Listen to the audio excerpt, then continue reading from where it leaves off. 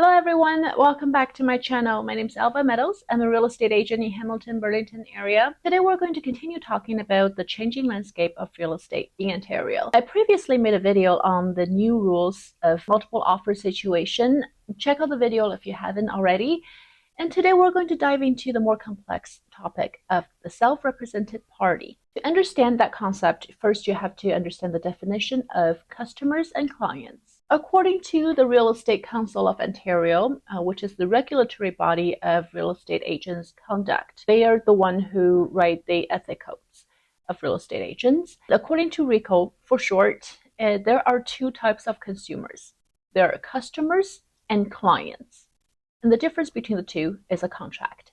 So for example, someone who's a seller would definitely be a client because you need a contract in place in order to list your house. Buyers could also enter into a client relationship with an agent through a buyer representation agreement. I also made a video on things to watch out for before signing a buyer representation agreement in the separate video. Please check that out to make sure you don't get yourself in a compromising situation. So in an ideal scenario, a listing agent represents their client, which is the seller, and the buyer agent would represent the buyers, which is how majority of the deals happen.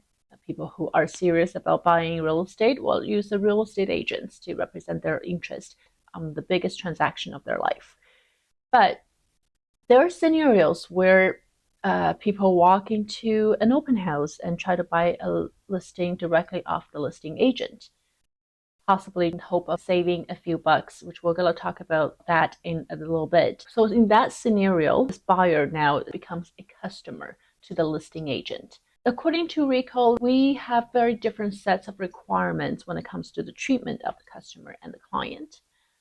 So with a customer, we can provide some level of service, such as writing an offer for them as a listing agent.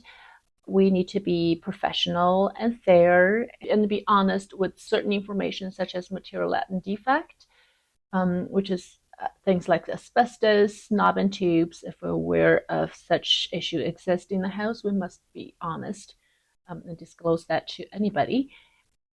But other than that, we don't have a whole lot of obligations towards a customer. On the other hand, we have a fiduciary duty towards our clients, which is 100% loyalty, full disclosure, full confidentiality, obedience as per allowed by law, and due diligence and care. In other words, the listing agent's interest is 100% aligned with the seller. Their loyalty is 100% with the seller. In fact, their sole focus in this transaction is to get highest price and the most favorable terms and conditions for the seller. In fact, the buyer is going to sign off a document stating that they understand the listing agent is representing the seller's best interest, not theirs, in this transaction. And this has been the rule. As of December 1st, this is all changing. RECO says that there's no longer going to be a customer category. You have now either the option of signing up with the real estate agent as a client or become a self-represented party. And it's very similar to, say, someone who chooses to decide to represent themselves in court. You are now forming your own entity or agency entity, so to speak. We are now, as real estate agents, no longer allowed to interfere or to provide any kind of service to you unless it's an extension to the service of our clients. So here's the exact wording of this new rule. Assistance to the self-represented party is the agents are now prohibited from providing services, opinions, or advice to a self-represented party in respect of a trade, including an opinion or advice on the price, terms, or clauses to include in an offer. So agents can provide assistance to a self-represented party if the assistance is a service to the agent's client. So in other words, listing agent, if you still want to buy a house off directly off the listing agent, you can do so. Listing agent could probably do an offer for you as an extension service to their client, which is the seller, because it's favorable to their seller to when the offer is conveyed. But this agent is no longer allowed to do anything beyond the physical typing of an offer. So in other words, you better know exactly what to put where and what clauses to include in agreement of purchase and sale, because we're not going to tell you anything that involves our professional knowledge of the offer. So pretty much, unless someone is a retired real estate agent and knows exactly how to fill out an offer, what terms and conditions, what clauses to include in Schedule A, it's most likely the self-represented party will not have to hire a lawyer to draft an offer, because this is, again, one of the biggest purchase you ever make in your lifetime, and you want to make sure the contract is done properly and professionally with the right clauses and terms and conditions that protect your interest. And of course, this is something that a buyer agent would do for free and at no cost to you. So why would anyone pay a lawyer to do a service that they could receive for free from a real estate agent? The answer is always the money. When a real estate agent signs a listing with the seller, let's say they charge 4% as the listing fee, and 2% of which is reserved to be paid to the cooperating agent, which is the buyer agent. With some people, they believe that they go directly to the listing agent and have them reduce the 2% that they're going to pay out to the buyer agent and put that towards their offering price.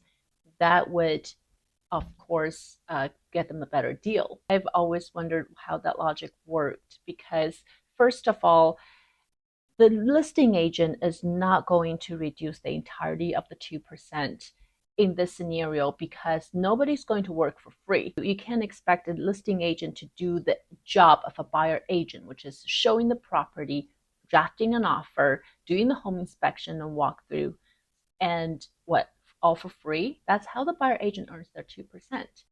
But now, if the listing agent has to do all that by themselves, they're not going to do that for free.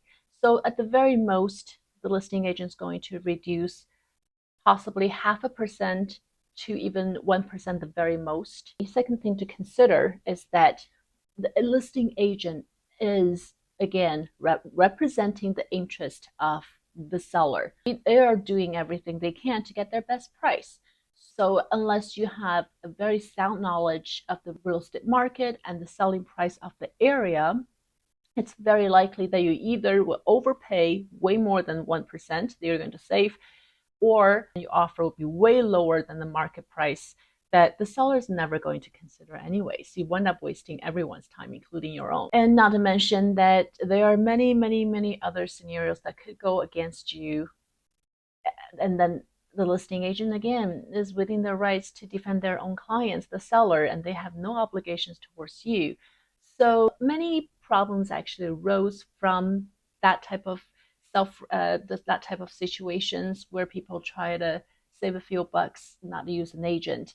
In fact, I believe that is why RICO is changing this whole customer service concept, where they are making, in fact, if you look at this rule, they're making the buyers make a decision. You either become represented by a buyer agent and do this properly, or you declare to be on your own completely, and we don't have any obligations towards you. So if something goes wrong, well, that's your own problem. Basically, that's what they're doing with this new rule. And by the way, if you're still looking to being a self-represented party, you're not even going to make any financial gain moving forward, because with a stricter rule on commission split, now they become a self-represented party, and as a listing agent, we no longer need to pay out to the cooperating brokerage. We're just simply not going to make that 2%. The 2% is saved as a saving to the seller. So you're not getting anything really. In other words, you're not getting an extra 1 or 0.5% to go towards your offering price. But instead, you're going to be hiring a lawyer to draft your offer, because you want to make sure your offer is done properly, not just filled out by you if you're not have no knowledge of how to fill out agreement of purchase and sale. So I don't see how that's beneficial in any ways. And also for those who have been looking at houses with random agents, who do not want to tie down with one agent, that is no longer going to work either, because the new rule clearly states you can only offer assistance to a self-represented party if that's going to benefit your client, and if it's an extension service to your client. So as a buyer agent who doesn't represent the seller of the house that you want to see, and they don't represent you as the buyer, these buyer agents cannot even show you listings anymore. They're not even allowed to show you any listings unless they're the listing agent. So in other words, you can only approach the listing agent to see houses without having, if you want to be a self-represented party. Again, we go back to the same loop of listing agent is not watching out for your benefit. And in fact, they are trained to ask the right questions to put you in a compromising position if you do decide to make an offer on that listing, because the listing agent, again, has to watch out for their seller's best interest. A good buyer agent not only could handle the offer professionally, it could also protect and guide you through many unforeseen issues that often arise from real estate transactions. So I hope you liked the video. Please like and subscribe. See you next time.